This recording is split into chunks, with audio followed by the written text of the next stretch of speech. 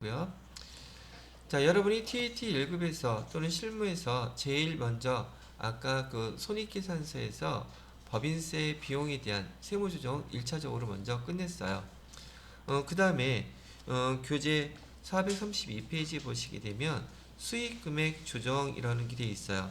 이 수익금액 조정이라는 것은 우리 재무회계에서의 저기 매출액을 얘기하는 것이고요. 법인세법에서 수익금액으로 얼마를 할 것이냐 이런 것을 얘기하는 것이죠. 그래서 우선 여러분들이 기억을 좀 정리를 해 놓으실 게 필요한 게 뭐냐면 수익금액 조정하는 게 어떤 항목들인지를 갖다가 잘 기억해 놓으셔야 돼요.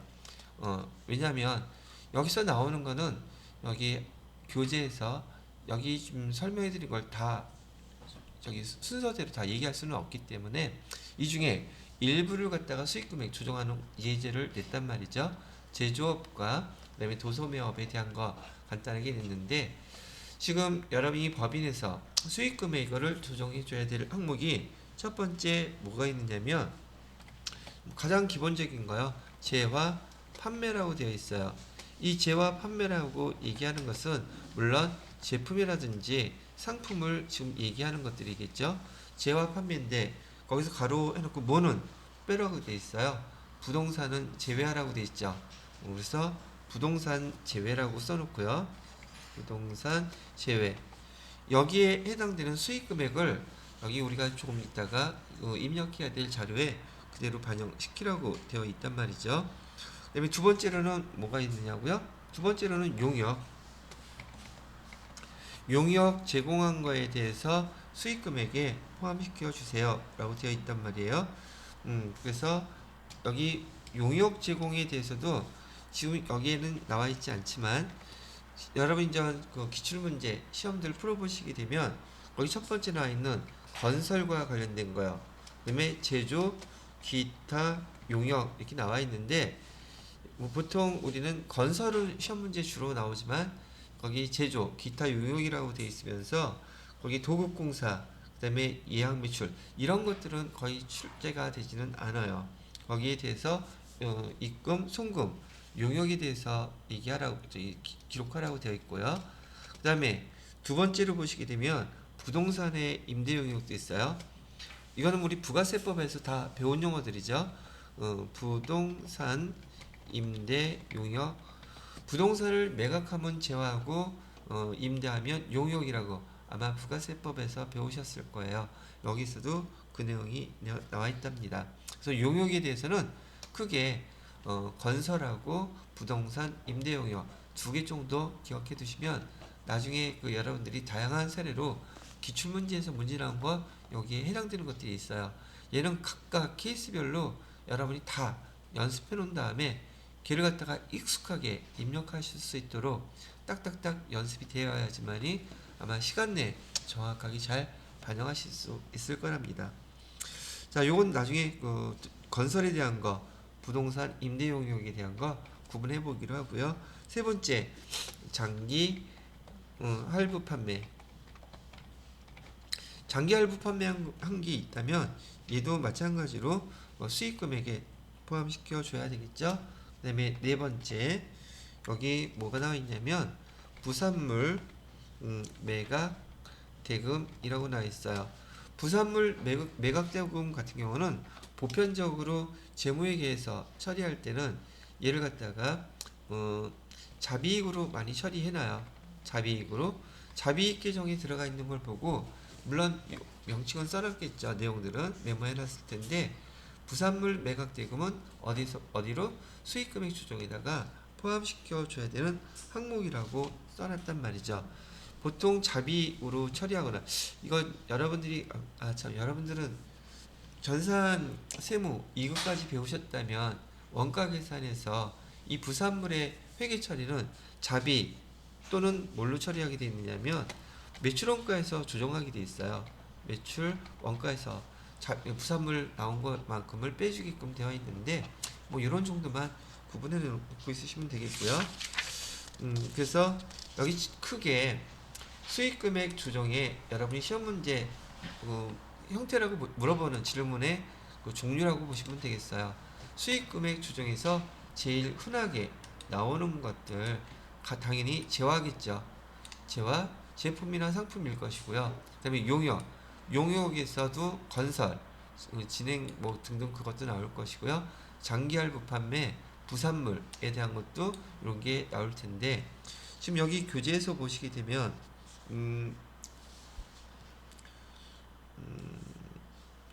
부산물 여기 뭐죠? 435페이지에 우리가 이 첫 번째 거 여기 수익 금액 조정을 하기 위해서 실행할 것 중에서 해당되는 게 뭔가 봤더니 한번 문제를 읽어볼 테니까 여기서 뭐뭐 나왔는지 한번 보시죠. 지금 이 회사는 뭐를 하는 회사였었느냐면 아까 제조업 한다고 나왔었죠. 제조업 중소기업이고 그 다음에 또 뭐도 있었어요. 소음에 요거 있었단 말이에요.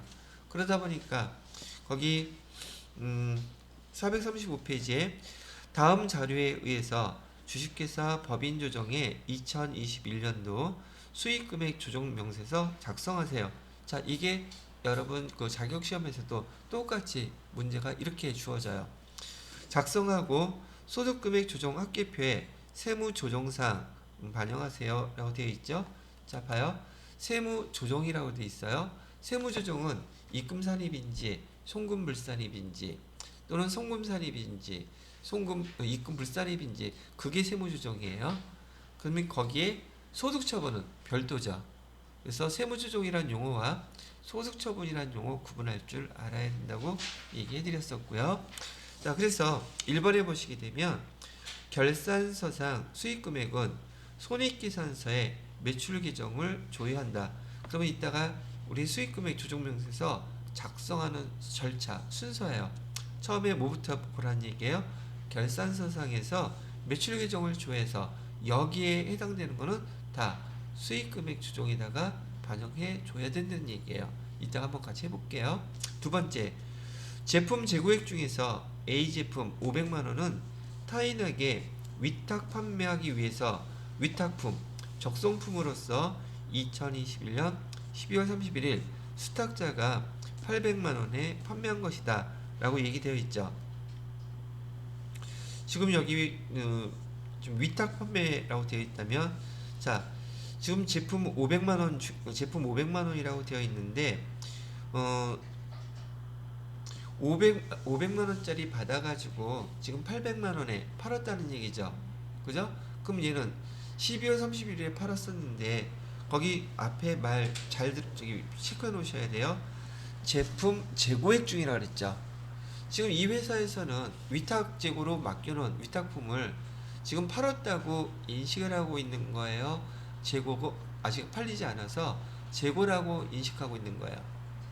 재고라고 인식하고 있는 거잖아. 근데 팔렸다잖아. 근데 결산은 끝나버렸어.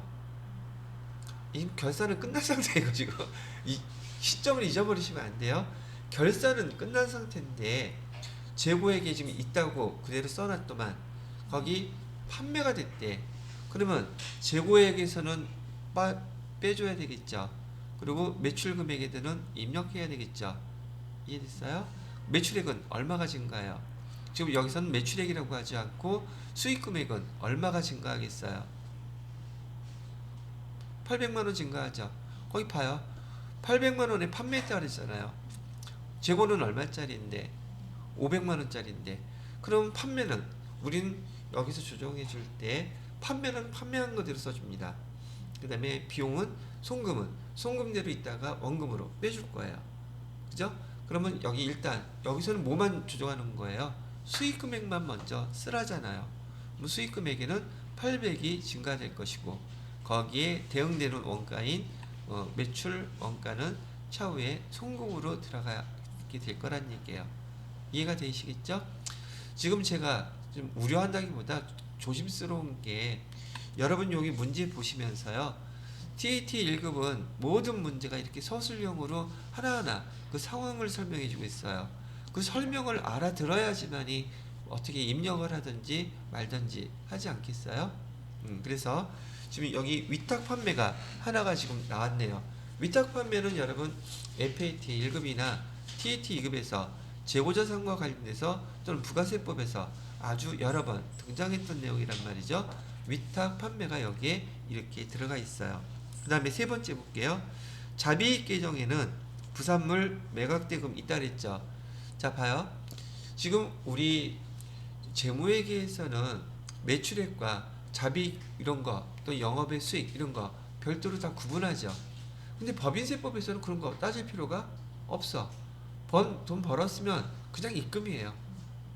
재무회계에서나 여기 자비익이다, 영업 외 수익이다, 매출액이다 이걸 따지지만 법인세법에서는 돈 번 건 그냥 돈 번 거예요. 그러면 그건 뭐라고 부른다? 수입 금액이라고 부르는 거예요. 이해되셨죠? 자, 그래서 이 세 가지를 갖다가 어디에다가 반영을 해달래요? 수익 금액 조정 명세서에 요 해당되는 자료의 내용들을 반영해달라고 얘기를 하고 있네요. 됐죠? 자, 그러면 자 다시 한번 수익 금액 조정에 관련돼서는요 키워드로 요거 잘 기억해 주세요. 수익 금액 조정할 거 몇 가지 있다? 네 가지. 첫 번째는 뭐 재화, 두 번째는 용역, 용역에서 건물하고 임대예요. 그다음에 세 번째는 장기할부 판매, 네 번째 마지막은 부산물. 이게 다예요. 요 순서들을 머릿속에 잘 기억하고 계셨다가 여기에 해당되는 문제들, 예제들을 어떻게 입력하고 어떻게 세무조정하는지만 알면 요 파트는 끝나요. 그리고 얘는 6번 시험 중에서 보통 두세 번이 나와요. 그러니까 잘 알아두셔야 되겠고, 법인 세무조정할 때 실무에서 수익금액 없는 회사들이 거의 있을까? 거의 없죠. 그러니까 이걸 머릿속에 딱 틀을 갖고 있으면서 누구하고 대화하고 여기 상대방 뭐죠? 얘기해 줄 때도 수익 금액에는 재화나 용역, 그 다음에 여기 장기할부 판매, 부산물에 대한 게 네 가지가 있어요. 시험 문제에서는 재화에 대한 게 물론 주로 나오긴 하겠지만 건설에 대한 것들도 많이 나오고, 실제로 여러분 주변에서 건설을 파는 회사 있어요? 없어요?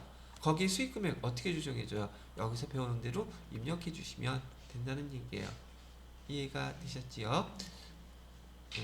자, 그럼 얘는 지워도 되겠습니까? 얘 아니 지우지 말고 아니 안 없어져. 얘가 어떨 때는 바뀌고 어떨 때는 안 바뀌어.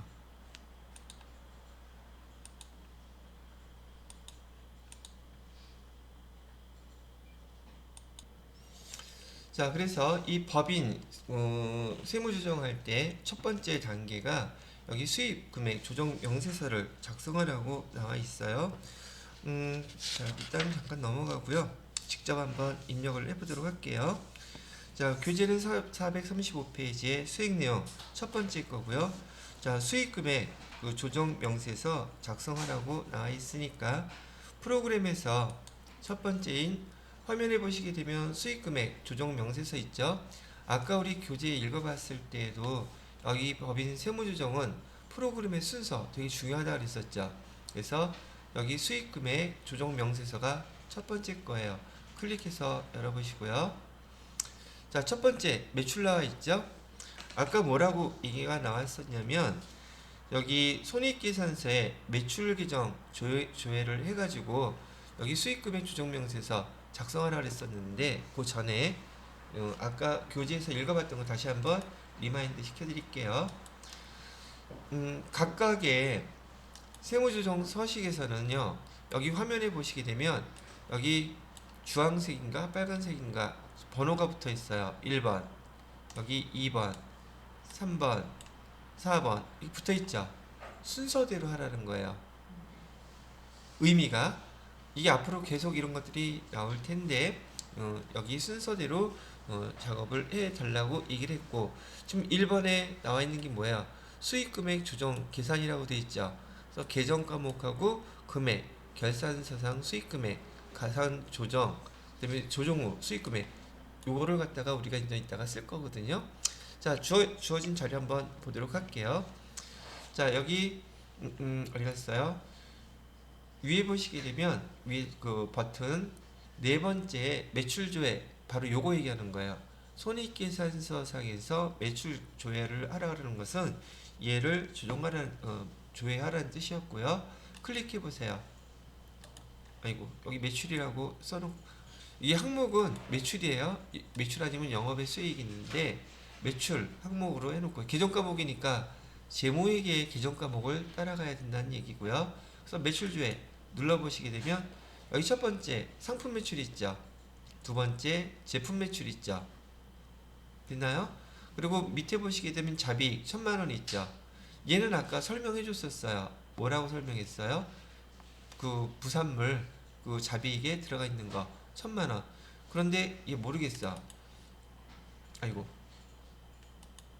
그래서 여기 순서대로 매출 수익 금액이라고 그랬으니까 자 봐요. 이것도 용어도 여러분 아무 생각 없이 보니까 저기 나중에 헤맨단 말이죠. 뭐려? 봐요. 아까 저기 수익 금액 조정 계산서에 수익 금액으로 네 가지 반영하라 그랬어요. 첫 번째 뭐였었어요? 재화 판매한 거. 여기서 재화 뭐예요? 요거잖아. 그죠? 두 번째 용역. 용역에는 건설이나 부동산 임대라고 그랬어요. 있어요 여기? 없죠? 세 번째 뭐 있었어요? 장기 할부 판매 있어요? 없어요? 그 다음에 네 번째 부산물 있어요? 예. 여러분이 처음 이거 볼 때 헷갈리는 게 여기 수입 이자 수익도 유형자산 처분이익도 우리 재무회계에서는 수익인데 얘네 저기 뭐죠? 법인세법에서는 얘를 수익금액 조정에 넣는다 안 넣는다 이걸 모른단 말이야. 왜 안 넣어야 되는지를 몰라. 그리고 그냥 이런 것만 클릭하라고 하니까 아무 생각 없이 클릭을 하더란 말이죠. 이해가 되셨어요? 그래서 앞에 수익금액 조정명에서 해당되는 게 뭔지 구분하는 게 중요했던 거예요. 자, 일단 얘를 반영하는 방법은요. 여기 상품 매출 더블 클릭하면 돼요. 상품 매출 결산서상 5천만 원 있던 거. 이거는 지금 법인 세무 조정하는 거 아니에요. 일단은 결산서상에 있는 거 불러오는 거예요. 자, 5천만 원 들어갔고요. 그다음에 두 번째 또 엔터 치게 되면은요. 두 번째 것 뭐 있었어요? 또 매출주에서 제품 매출도 반영하세요. 띵띵띵띵. 그 다음에 얘는 영업 외 수익으로 되어 있죠. 그죠? 영업의 수익 매출 조회하셔서 잡이익. 그러면 여기 수익 금액으로 현재 반영되어 있는 금액은 지금 여기는 결산서상에 있는 지금 금액이에요. 됐어요? 그런 다음에 매출조회에서 반영은 다 끝났고요. 두 번째로 입력해 주셔야 될 것은 요 밑에 보시게 되면 수익금액 조정명세서라고 되어 있는 거 보이시나요? 어디냐면 요거 말하는 거예요. 여기 수익금액 조정명세. 지금 현재 여기 들어가 있는 것은 일단 결산서상에 있는 수익금액을 다 반영한 것이고요. 아까 우리가 지금 위탁매출에서 반영했던 거 있었잖아요. 그거는 결산서상에 없는 거잖아요. 그럼 우리가 여기서 조정을 해줘야 되겠죠. 그래서 어떻게 조정하나 봤더니 거기 2번에 뭐라고 되어 있어요? 작업 진행률에 의한 수입이라고 그랬죠. 이거는 건물을 얘기해요. 아까 우리 건물 짓게 되면 진척도에 의해서 계산하는 방법에 수익금액이 생기겠는데 여기 문제에서 주어진 게 있어요 없어요? 얘는 나중에 기출문제 풀어보게 되면 건물로 나와요. 근데 여기 지금 해당되는 사항은 2번에 없음.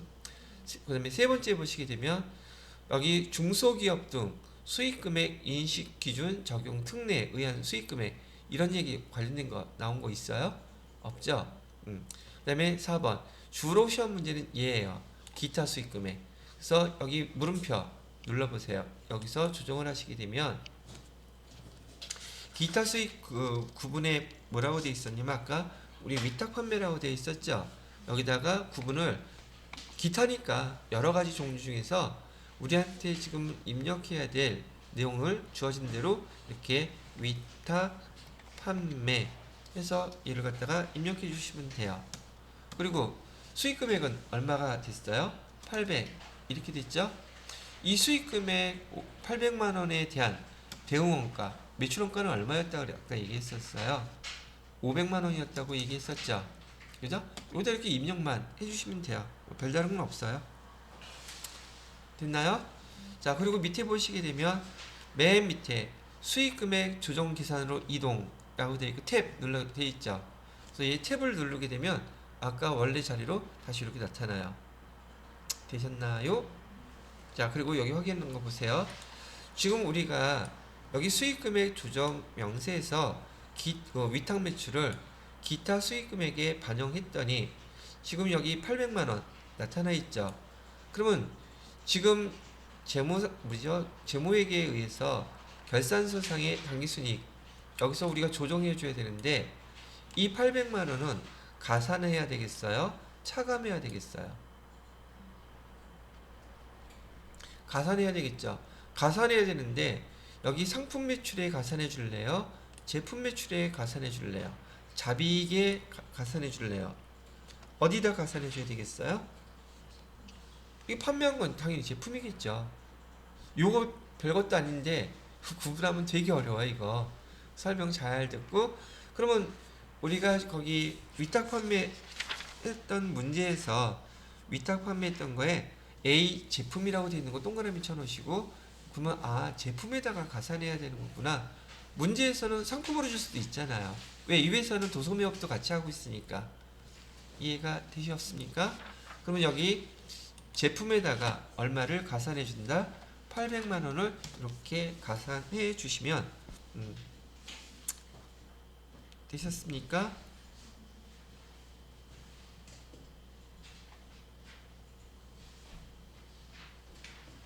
자, 그러면 주어진 자료는 일단 다 입력을 했어요. 그러면 이렇게 지금 결산서상의 그 금액하고요. 그 다음에 주어진 세무조정을 했는데 세무조정을 우리가 뭐 했어요 지금? 위탁 판매만 했죠. 그죠? 이거를 갖다가 수입 신고 조정, 소득 신고 조정 명세서에 반영을 해야지 돼요. 자, 수익 금액은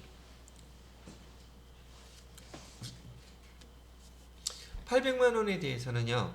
지금 우리가 수익 금액으로 잡았죠. 지금 연도수 잘 기억하셔야지 돼요. 자, 이 매출 금액 800만 원이 외부로 빠져나갔어요. 지금 들어와 있는 상태예요. 수익 금액 지금 800만 원은 지금 조정을 해줘야지 되는데 다시 얘는 입금 산입이에요. 그 다음에 송금 불산입이에요. 송금 산입이에요. 아니면은 입금 불산입이에요. 얘 돈 번 거잖아. 입금이잖아요. 지금 얘 입금에 당기순이익이 더 증가하게끔 증가시켜줘야 되잖아요. 그래서 여기 아까 얘기했던 합계 등록을 한번 클릭을 해보세요. 클릭을 해보게 되면 밑에 우리가 세무조정사항으로 나타나 있는 항목이 밑에 보이시나요? 세무조정사항 그래서 기타 수익금액 여기 위탁 판매죠. 800만 원은 왼쪽에 있죠. 여기에 해당되는 것 중에서도 어디에 해당돼요? 입금 산입에 해당되죠. 오케이? 그 다음에 여기는요. 대형원가는 매출원가에 해당되는 거잖아요. 그거는 송금 산입이 되겠죠. 그죠? 반영해주면 돼요. 이 세무조정 해야 될 항목이 얘기 때문에. 그래서 어떻게 반영하면 돼요? 여기다가 기타 수익금액 거기서 조정한 거긴 하지만 우리는 위탁 판매되는 거 알고 있죠. 그래서 위탁 판매 수입 금액 이렇게 써주래요. 금액 얼마로 되어 있어요? 800만 원은 되어 있고 지금 얘는 지금 외부로 나간 상태가 아니라 그대로 있는 상태죠. 그래서 얘는 유보시키는 거다. 유보시킨다. 그래서 유보 발생을 눌러주시면 되고 이걸 어떻게 설명할까? 자 봐요. 지금 2021년 시점에서 결산을 했는데 지금 매출액이 결산서상에는 반영이 아직 안 돼 있죠. 그래요 안 그래요? 그죠? 그래서 우리가 세무조정해 주는 거잖아. 그럼 이 매출액은 그대로 지금 남아있는 거죠. 그럼 얘가 언제 반영이 돼요? 재무제표에는 올해 판매되는 건데 결산서에 안 들어가 있으니 내년도로 넘어가서 내년도 결산서에는 수익금액으로 들어가겠죠. 이해돼요? 그럼 그때까지는 계속 회사의 그 매출금액이 남아있는 거잖아요. 그죠? 그래서 유보가 발생했다가 이 위탁 판매에 대한 거 800만 원만큼은 내년 결산서상에는 반영되겠죠. 그때는 세무조정할 때 유보 감소시키면 되잖아요. 그때는 반영될 거니까. 그럼 결과론적으로 똑같아지잖아요. 이해가 돼요? 그런 상황이에요. 다시 이거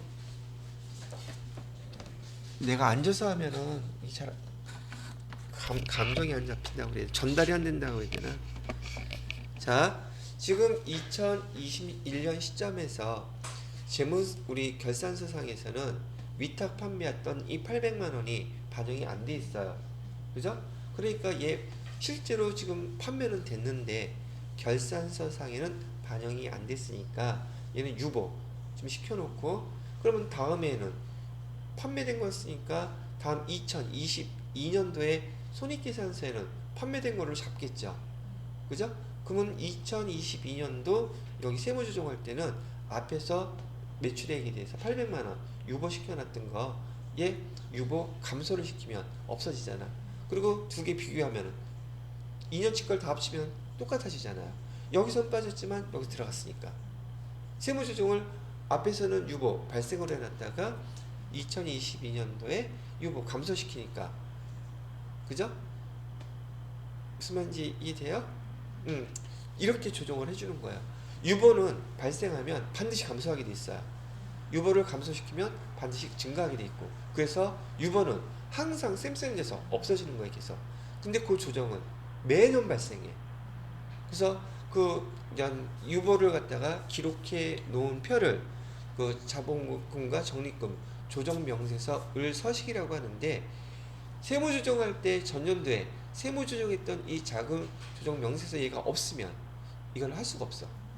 그걸 갖다가 감소시켜주고 등등해야지 되는데 그게 하나의 히스토리예요. 그럼 지금 같은 경우는 그렇게 이해하시면 되겠죠? 여러분이 생각하시기에도 지금 우리 재무제표에는 당기 순손익에는 올해 800만 원 팔았던 거 안 들어가 있다. 그러면 유보시킨다. 그 다음에 2022년도에 손익 거기 재무제표에 들어가겠죠. 그죠? 그때는 유보 감소시킨다. 조정을 이렇게 해주는 거라는 얘기예요. 그럼 반대로 거기에 해당되는 그 대응 원가, 매출 원가죠. 매출 원가도 얘가 반영이 안 돼 있겠죠. 걔도 올해는 유보. 내년에는 그래도 비용을 반영되겠죠. 그때는 유보 감소. 이렇게 세무조정 해주는 거예요. 이해가 됐어요? 그렇게 한번 해보자고요. 결국은 여러분이 이렇게 입력할 줄 알아야 되고, 최종 여기 소득처분, 세무조정과 소득처분을 할 줄 모르면 얘는 말짱 꽝이 돼버리니까 이 내용들을 하나하나 자꾸 익혀보시도록 하면 좋겠어요. 여기다 뭐라고 써요? 위탁 판매 하고 대놓고서는 여기 매출원가, 대응원가라는 용어 쓰죠. 대응원가 알아볼 수 있게 써주시고요. 금액은 500만원. 소득처분은 여기도 유보가 발생한 거죠. 그럼 얘는 지금 상태에서 보니까 내년에 또 세무조정하게 되면 위탁판매 수익금액은 유보 감소를 선택해야 될 것이고, 그 다음에 위탁판매 대응원가는 여기도 유보 감소시켜서 싹 다 없애줘야겠구나. 왜? 다 반영이 됐을 테니까. 그 다음에는 그렇게 판단해 주시면 되겠고요. 일단 또 두 번째로 위탁판매에 대한 세무조정을 직접 해 보셨습니다. 그리고 또 여기 저장 보이니까 어떻게 해야 된다? 저장 눌러주세요. 복귀는 ESC. 그러면 여기 화면으로 다시 돌아오고, 자, 첫 번째 수익금액에 대해서 손익계산서에 그 매출 조회해가지고 반영하는 거, 어떤 항목을 반영하는지, 어떤 건 빼야 되는지 그것도 같이 설명을 해드렸어요. 세무조정한 거, 아까 여기 위탁 매출에 대한 거, 거기 매출 원가에 대한 거 일단 조정해 보셨죠? 교재에서는 일단 수익금액에 대한 것은 요 문제 가지고 설명을 해놓고, 여기에 나와 있는 25억 8,900 330만 원 이 금액이 앞으로 계속 사용될 거예요. 근데 여기서 입력했는데 틀려버리면 말짱 거시기 하게 되겠죠? 자, 여기까지 여기 나와 있는 금액 25억 8,930만 원 다 맞나요? 확인해 보시고요. 금액 틀리면 아니되 옵니다. 여기부터 틀려가지고 입력해서 난리가 난다고 경험상 그랬어요. 자, 그래서 435페이지하고 436페이지에 그 수익 금액에 대해서 입력하는 방법을 설명해 봤습니다. 그다음에 2번에 보시게 되면 임대보증금 간주입금 조정이라고 되어 있는데 임대보증금 거기 옆에다가 간단하게 메모해내서요. 임대보증금에 대해서 간주입금이라고 얘기하는 것은 보증금을 받았는데 거기서 이자 금액이 발생하죠. 그죠? 그 이자를 입금, 수익으로 볼 것이냐, 보지 않을 것이냐. 지금 이 얘기를 하는 거예요. 이해가 되세요? 여기 임대보증금에 대한 그 간주입금에 대한 그 소득 여기 세무조정은요. 기본적으로 얘는 입금에 산입이 시키는데 자 거기다 뭘 써놓으라고 얘기하느냐면 얘는 부동산 임대업을 주업으로 하는 회사에 한해서만 여기 입금으로 쓰는 거예요.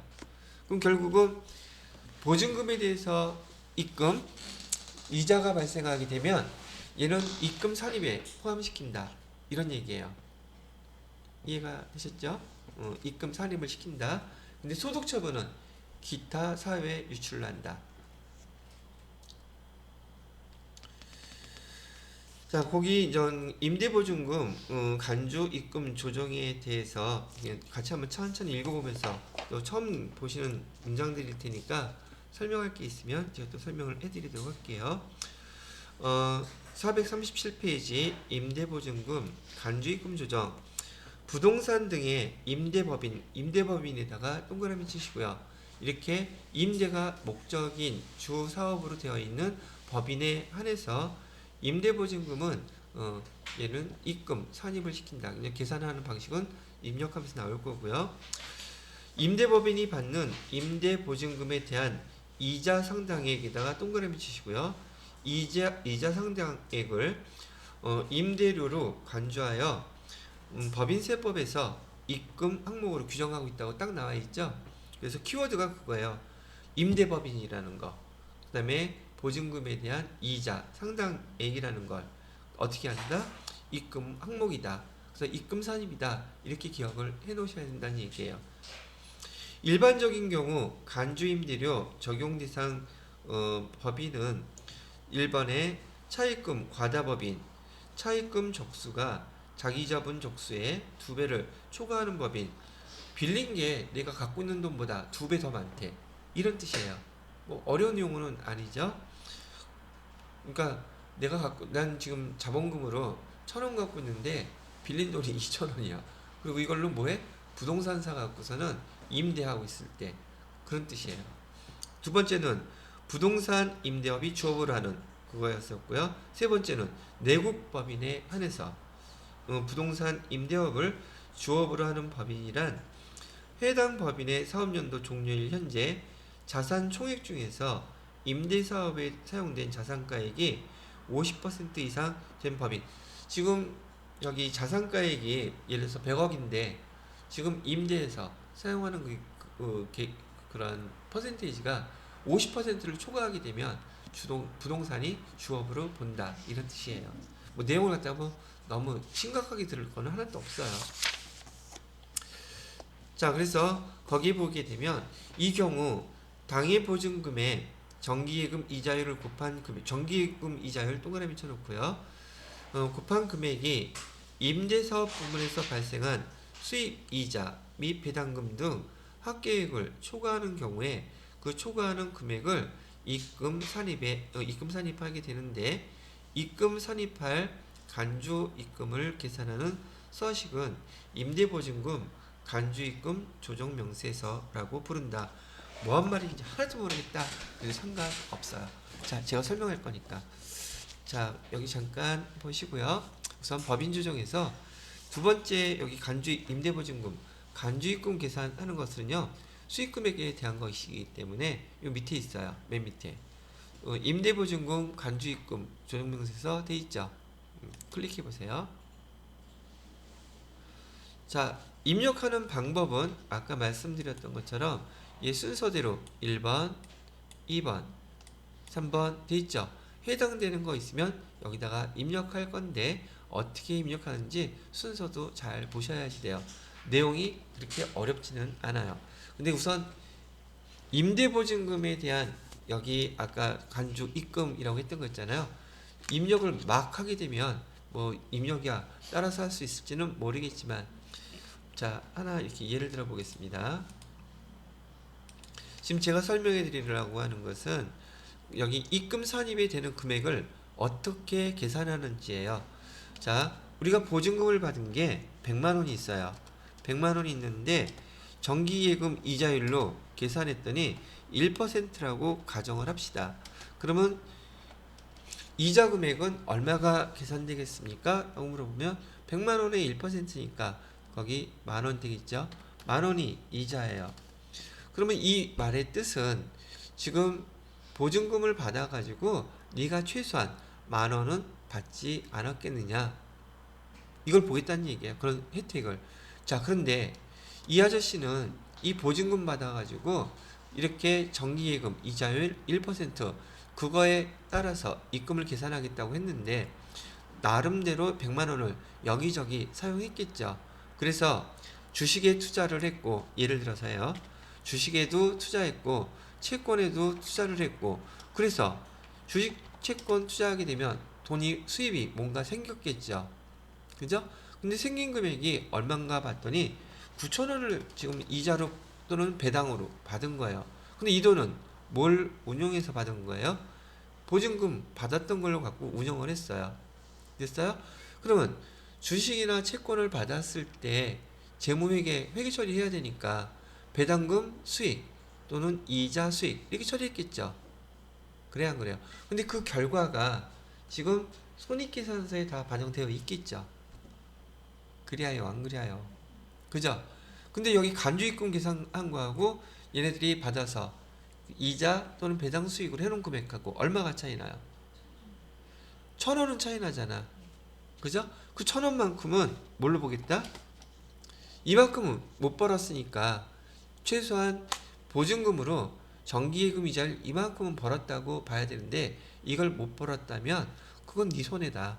그래서 못까지는 1,000원에 대해서는 얘를 벌지는 못했다 할지라도 이자 소득, 배당 소득 해놓은 금액이 얼마밖에 안 되니까 9,000원밖에 안 되니까 1,000원은 입금, 선입으로 보겠다. 이런 뜻이에요. 근데 이런 결과가 있다면 어떨까? 만약에 1%가 만원인데 주식, 채권 등등 해갖고서는 수익이 얼마가 생겼냐면 12,000원이 생겼어요. 그러면 입금 선입할 금액이 있을까? 없을까? 없지. 이거는 왜? 세금 더 많이 받으니까. 최소한 이만큼은 무조건 정기예금 이자율만큼은 입금 선입으로 보겠다는 얘기예요. 이해가 되셨어요? 이런 내용을 먼저 이해하시고 난 다음에 이 자료를 입력하셔야지, 아 그래서 이런 결과가 나왔구나 판단하실 수 있다는 얘기예요. 자, 그러면 문제를 하나씩 읽어볼게요. 두 번째 439페이지 보시게 되면 임대보증금 간주 입금 조정이라고 되어 있고, 다음 자료에 의해서 법인조정의 2021년도 임대보증금의 간주입금 조정명세서 작성하라고 또 나와있죠. 지금 우리가 작성하려고 하는 게 간주입금 조정명세서예요. 그 다음에 이 결과를 소득금액 조정표에 세무조정사항 반영하라 그랬죠. 세무조정하는 거 계산이 나온다 그러면 우린 입금 산입한다는 세무조정은 벌써 했단 말이죠. 이랬어? 그리고 소득처분도 알고 있죠. 입금, 간주입금에 대한 소득처분은 무조건 기타 사회 유출이에요. 왜? 자기가 잘 거둔 거니까. 자, 그래서 첫 번째 보시게 되면 1번 부동산 임대용 부동산 취득일자 나와 있죠. 2019년 4월 20일이라고 나와 있고요. 취득금액은 토지는 8천만 원이고요. 건물은 4천만 원이래요. 자, 1000평방제곱미터 중 임대 면적은 400평방제곱미터래네요. 이런 자료를 왜 줬을까? 뭘 왜 줬어? 입력하라고 줬겠죠. 두 번째, 부동산 임대 현황을 보니까 임대사업 개시일은 2019년 6월 20일이라고 되어 있고요. 보증금 얼마 받았대요? 5천만 원 받았다고 나와 있죠. 이 5천만 원에 대한 간주입금도 계산해야 되겠구나, 그렇게 생각하시면 되겠고요. 그 다음에 3번에 보시게 되면 임대보증금 운용수입이 이자 수익은 얼마래요? 370만 원 중에서 26만 4천 원만 임대 보증금을 사용해서 얻은 수익입니다. 그걸 지금 설명하고 있는 거예요. 그다음에 4번에는 당해연도 적수계산 시 일수는 365일로 계산해 주세요 라고 나와 있단 말이죠. 자, 뭐 내용은 다 이렇게 나와 있다고 보고요. 자, 그래서 여기 일자는 첫 번째 1번은 여기부터 작성하라고 되어 있잖아요. 첫 번째 타이틀이 뭐냐면 임대보증금 적수계산이에요. 아, 여기서 또 적수계산이라는 건 무슨 뜻이냐면은요. 자, 한번 보세요. 얘가 엄청나게 정확한 계산 방법이기는 해요. 우리 날짜로 따졌을 때 1일날 10,000원이 있었어요. 빌린 거라고 치고요. 그 다음에 2일 다음날 그럼 또 잔액은 얼마 있겠어요? 그대로 10,000원 있겠죠. 아무것도 갚지 않았다면. 그 다음에 3일날은 또 얼마가 있겠어요? 그 잔액 얘기하는 거야. 그 날짜에 3일 10,000원 있겠죠. 자, 4일 날짜에 5,000원 갚았어요. 잔액은 얼마가 남겠어요? 5,000원 남겠죠. 5일날 또 잔액은 얼마 남겠어요? 5,000원 남겠죠. 자, 6일날 여기 3,000원 또 갚았어요. 3,000원을 갚았다 그러면은 2,000원만 남겠죠. 그죠? 이렇게 그날 잔액을 빌린 기간 동안에 다 더하는 거예요. 그리고 날수로 나누는 거예요. 그러면 평균적으로 얼마 있다는 금액이 나타나겠죠. 그러니까 금액이 적수 계산하면 어마어마하게 크긴 하지만 정확한 그 정확성은 되게 크단 말이죠. 그래서 이렇게 적수 계산을 해요. 자, 그런데 임대보증금이라고 했는데 거기 임대보증금 며칠날 받았 개시 사업 임대사업 개시일이 언제라고 되어 있어요? 2019년 6월 20일 되어 있죠. 보증금 받은 거요. 됐어요? 그런데 지금 우리가 여기 여기 법인 조정하는 거는 며칠 날짜예요? 2021년 거잖아요. 그러면 그 보증금 받았던 거 여지껏 그대로 갖고 있겠죠. 근데 우리는 법인세 계산할 때 올해 것만 계산하면 돼요. 올해 것만. 그럼 여기 며칠 날부터 있었겠어요? 임대보증금이 1월 1일부터 있었겠죠. 그죠? 그래서 거기 임대보증금은 이렇게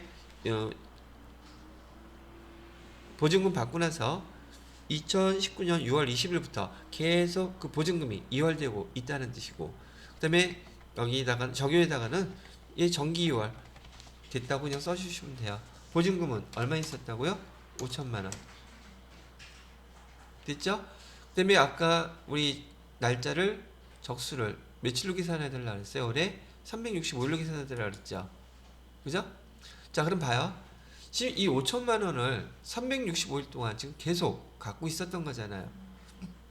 그래서 5천만 원 곱하기 365일 곱하니까 적수가 얼마라고 나왔어요? 182억 5천 이렇게 나왔죠. 자, 우리가 계산할 필요 있다? 아니, 없어요. 자료만 입력하면 돼요. 그럼 첫 번째 임대보증금의 적수는 보증금을 며칠 동안 갖고 있었는지만 날짜만 입력하게 되면 지가 알아서 다 계산할 거니까 굳이 우리가 신경 쓸 필요가 있겠다 없겠다? 없다는 얘기예요. 됐어요?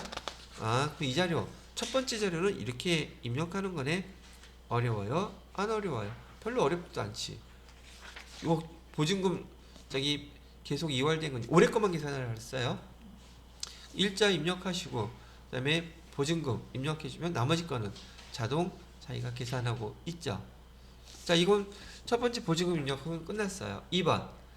자, 이번에는 건설비 상당액 적수 추가라고 되어 있는데, 자, 여기 보세요.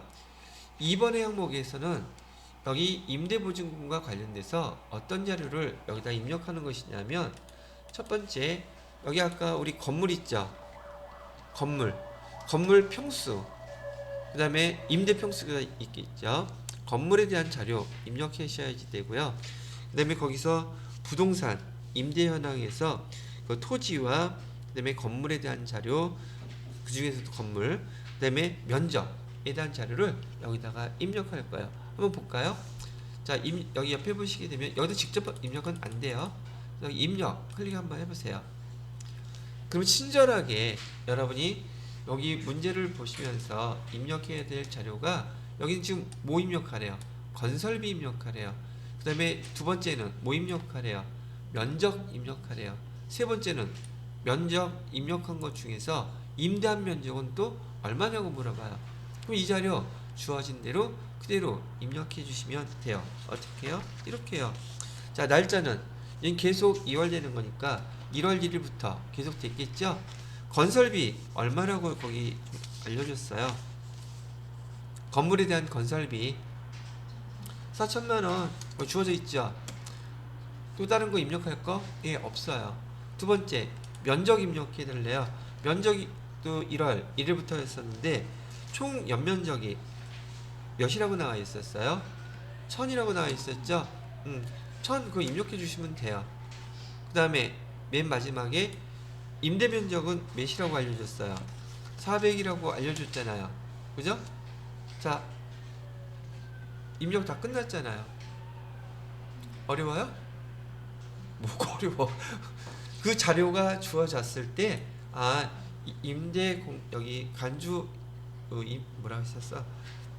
임대보증금에 대한 간주입금은 이렇게 입력하면 되는 거구나. 여기 친절하게, 이거 화면 프로그램 만들 때 말이에요. 입력하기 어렵게 만들어 놨겠어요? 보기 쉽게 만들어 놨겠어요? 그럼 여기 입력하는 것도, 처음에 보증금 입력하고, 두 번째는 건물, 그 다음에 면적, 그 다음에 임대 면적, 그거만 입력하면 되네? 끝.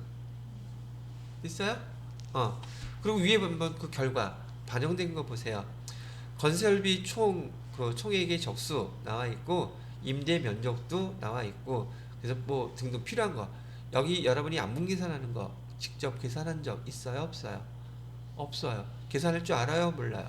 나도 몰라. 근데 그걸 이용할 줄은 알아. 그죠? 밑에 보시게 되면 다시 당초 화면으로 복귀라고 되어 있죠? 이거 클릭해서 누르세요. 그러면 두 번째에 해당되는 거 쭉 다 입력되어 있는 화면 보실 수 있죠? 됐나요? 그 다음에 세 번째 입력해야 될 게, 이제는 아까 임대보증금, 우리 임대보증금 운용해서 수입이 있었잖아요. 그죠? 임대보증금 수입에 대한 것을 자료에 대해서 입력을 해준단 말이죠. 자, 그러면 이자 수익을 찾아야 될 텐데, 여기 이제 여러분이 계정을 조회하실 때요, 여기 위에 보시게 되면 여기 원장 조회라는 거 이렇게 보이시죠? 그죠? 아까 문제에서 이자 수익이라는 계정 가르쳐 줬잖아요. 그래서 원장을 조회하셔가지고요, 여기 계정 코드는 우리가 알고 있는 대로 이자 수익 띵 치게 되면 901번이네요. 이자 수익만 조회를 해보세요. 자, 이자 수익의 잔액은 수익 계정이니까 370만원이 지금 이자 수익으로 지금 나와 있는 거 금액 보이시나요? 그죠?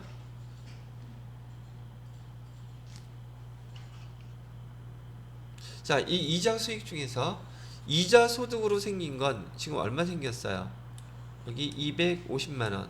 그 다음에 여기 이자라고 송상근 씨가 한 거는 얼마? 120만원이라고 이렇게 나와 있죠? 자, 일단 이자가 생긴 이자 수익 금액은 일단 70만원 그대로 잔액만 조회하면 돼요. 이자 수익은. 그래서 보고서 계정 과목은 여기 이자 수익 클릭하시고요.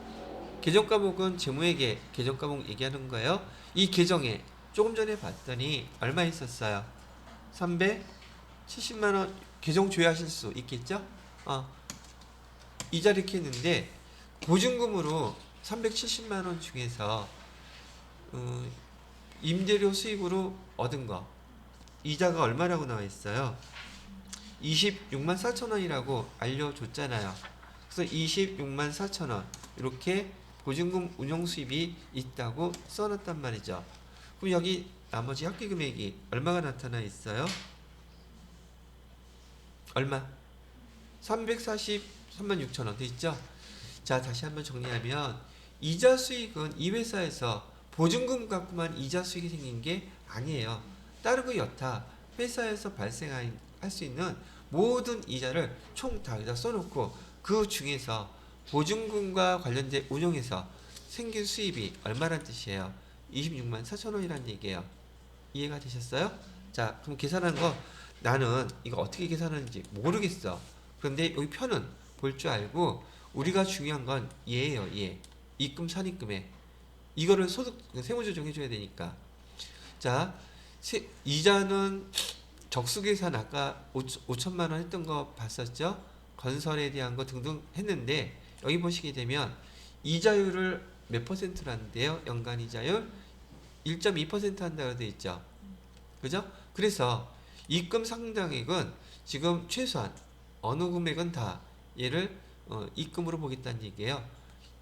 정기금 이자율인 1.2%인 40만 8천 원은 무조건 입금으로 볼 거예요 라고 했는데 벌써 보증금 운영하면서 이자 수익으로 얼마는 기록해놨어요? 26만 4천 원은 기록해놨죠. 근데 정기금 이자율보다 적죠. 그죠? 여기 보증금에 대해서 계산한 1.2%인 40만 8천 원은 무조건 이 금액은 돼야 된다는 얘기예요. 근데 모자르죠. 얼마가 모자랐어요? 14만 4천 원 모자르죠. 이 금액만큼을 입금 산입으로 보겠다는 뜻이에요. 그래서 지금 입금 산입 계산까지 다 끝났어요. 입력할 자료도 다 입력이 끝났고요. 그러면 이 금액을 뭘로 반영해 줘야 된다? 세무조정 해줘야죠. 그래서 세무조정할 때 여기 학계등록 우선 여기 저장부터 해놓고요. 또 잊어버리면 안 되니까 저장해놓고 학계등록 클릭해보세요. 그럼 우리가 세무조정 해줘야 될 금액이 임대보증금, 간주입금에서 14만 4천 원 나와있죠. 칸두 어디에 입력하라고 친절하게 여기 떠있어. 이거를 입력을 못해? 관장하는 거지. 자, 여기다 뭐라고 입력하면 돼요? 여기에서는 저는 이자율이 다 다르게 나오네요. 이자율이 달라요? 네. 일단 입력하고요. 임대보증금, 간주입금 이렇게 써주시고요. 금액은 얼마? 14만 4천 원 이렇게 하면 되겠죠. 그 다음에 얘는 임대보증금, 간주입금은 그냥 어디로 간 걸로 본다? 기타 사유출. 얘가 누가 받았는지 받을 수 없는 거잖아요. 그래서 소득 그 처분 관계를 계속 추적할 수 없기 때문에 기타 사유 유출 이렇게 처리하고 저장하게 되면은 지금 어디죠? 임대보증금에 대한 간주입금 조정하는 문제를 마무리가 지을 수 있게 된다는 얘기랍니다. 되셨나요? 자, 아마 수업은 오늘 여기까지만 해야 될 것 같고 내일 그 442페이지에 조정 후 수익금액 명세서 여기부터 또 설명을 해드리도록 하겠습니다. 자, 그러면 얘는 중지를 시켜 놓고요.